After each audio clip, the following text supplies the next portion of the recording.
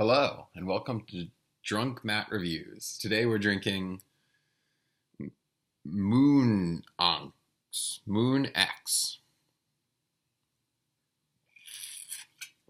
and we're reviewing The Founder. Now, I got to start off by saying this was my most hyped movie at the beginning of last year. Beginning of 2016, that trailer came out with Michael Keaton, and he had just come off two Best Picture wins where he was the star. So he was the star of Spotlight, and then before that, he was the star of Birdman. And so this incredible trailer comes out. It's like releasing sometime in the winter, maybe December, and it had that like awesome song, Glitter and Gold. And it was all about this biopic about this guy, and I'm like, this is going to be incredible. Like, this was my most hyped movie. Like, no La La Land, none of that other stuff, none of those comic book movies. This was it for me. And so going into this, my expectations were like through the roof. This is on my watch list from day one, from the first time I saw that trailer. That might have been my top trailer of last year. So already expectations were super high. And then the reviews started coming out, and they kind of got like a little bit tampered where my expectations dropped like a little bit. I'm like, all right, this is going to be an okay movie, but like not the greatest movie ever released. Like this isn't going to be La La Land. That's fine. So it opens up and it's like the 1950s. And Michael Keaton's this like, I think he's supposed to be Willy Loman-esque. Like they really played off that where he's a traveling salesman. He's traveling a lot. Like I know it's a real story about Ray Kroc, who's a real guy.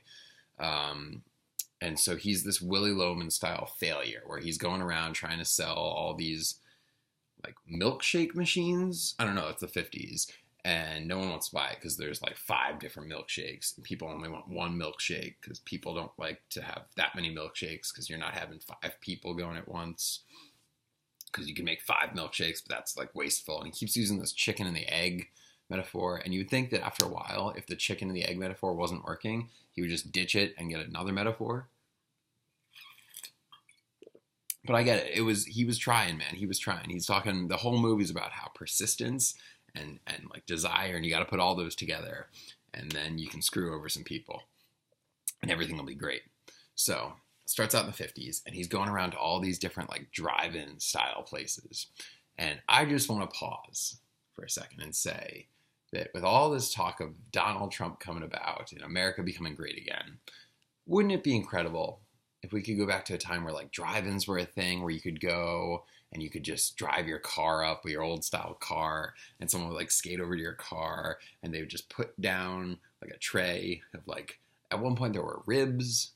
I just want like a drive-in style rib place where I can just drive my car up and then ribs appear. I can eat my ribs and it costs a nickel.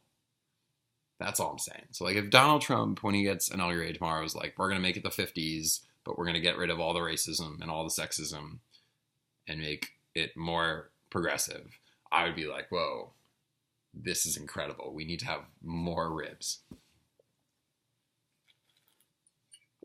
So he's going around to all these different places trying to sell them milkshake machines whilst simultaneously trying to like get the next big idea. And it's shown throughout the film that he's this guy who's like jumping back and forth, like trying to find the best idea. Like he's selling milkshakes and he sells some weird kitchen appliance about... It seemed like one of those, you know, there's comedy bits where the people like jump on the bed and the bed flips off. It seemed like that for like a cutting board in the kitchen. I don't really know. All I got from that was the ribs.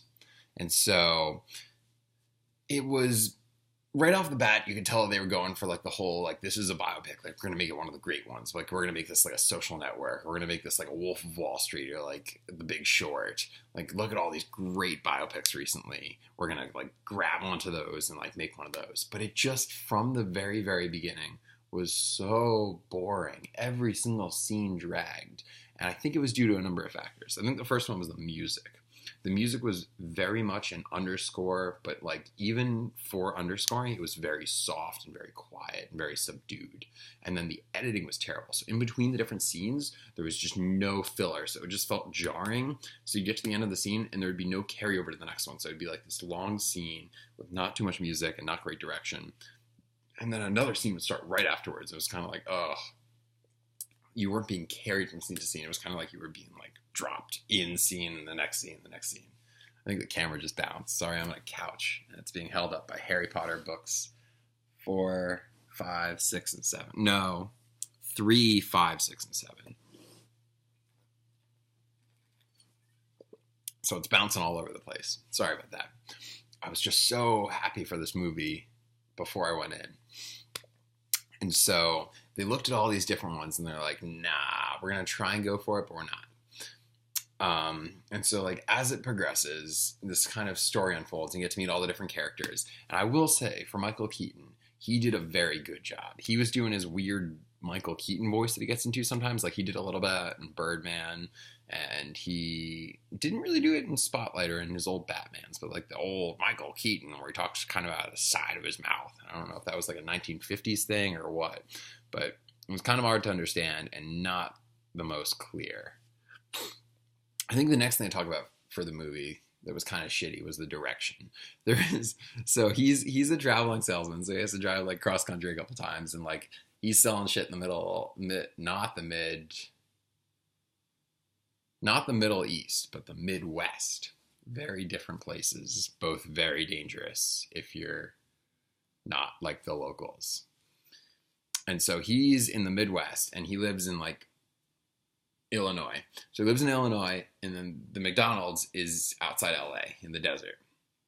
And so he has to keep going back and forth between them. And there's one point where he's driving cross country down like Route 66.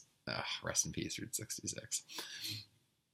Where he's driving down Route 66, and he's looking at all these churches and all these churches and all these like different courthouses, because he's like every single town has a church and a courthouse, and I'm gonna make a point because of that. Yeah, he doesn't actually talk like that. And so he sees these churches and these courthouses, but the shots are these weird shots that like an amateur photographer would take, where you're on the ground but looking up at the shot. And it was just really disconcerting how amateur it looked and how bad it looked, because it just keeps showing things that are shot like up, like really bad shots. And so that was kind of the direction at its worst. At its best, there were the really cool shots where they're referencing like his breaking ground on like a new restaurant, and they would show over him looking down. That was cool. So I was about that. So I don't know who the director or cinematographer was, but they really missed the ball for most of it, but got one or two things very right. Now, going through the characters, so there's obviously Michael Keaton, who is great.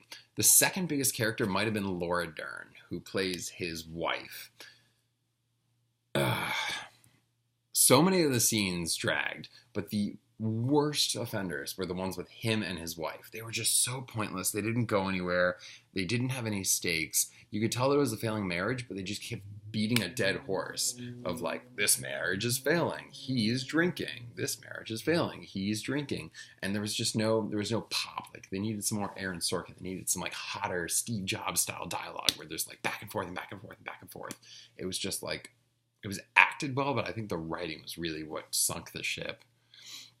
And then there was the two McDonald's brothers who were played by Nick Offerman and some other dude. Don't know who he was. He was good though. And so Nick Offerman was kind of like the lead one. Like he's the one that was doing like the hostage situation where like, because they were like one's in Illinois and one's in LA, and this is the 50s, I think, maybe 60s at this point. And so like flights aren't like super common. You can't just like, I think flights might have been common. They never really got on a plane. Like they showed Michael Keaton on a plane once or twice, but like the McDonald's brothers never really left LA. And so like they'd always call each other back and forth and have like their heated arguments of like, I'm angry, and then I'm angry, and then I'm angry. And then one of them would hang up, and it was a big statement of who hung up first. Spoiler alert, maybe, don't really know. And so they were both pretty good. Like I appreciated them. They gave it their all. They were written pretty well. And they both had their own unique characters, where one has diabetes and the other is very angry. Nick Offerman is obviously the angry one. And then after that, I think the only other major character is Linda Cardellini. Now, I will say, I watched Freaks and Geeks recently, and so, like, she has aged very well. Like, much like a fine wine. She has aged incredibly.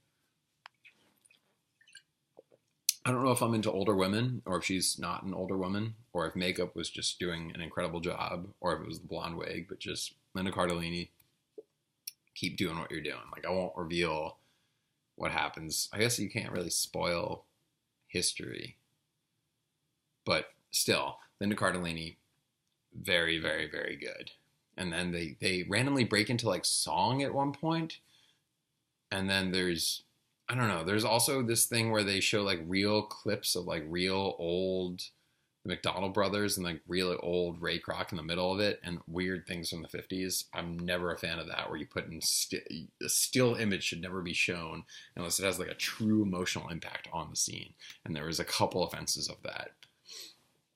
All right, so all in all, I would say this movie gets, if I'm rating out of, let's rate out of 13 stars, I would say this movie gets a 9.8 out of 13.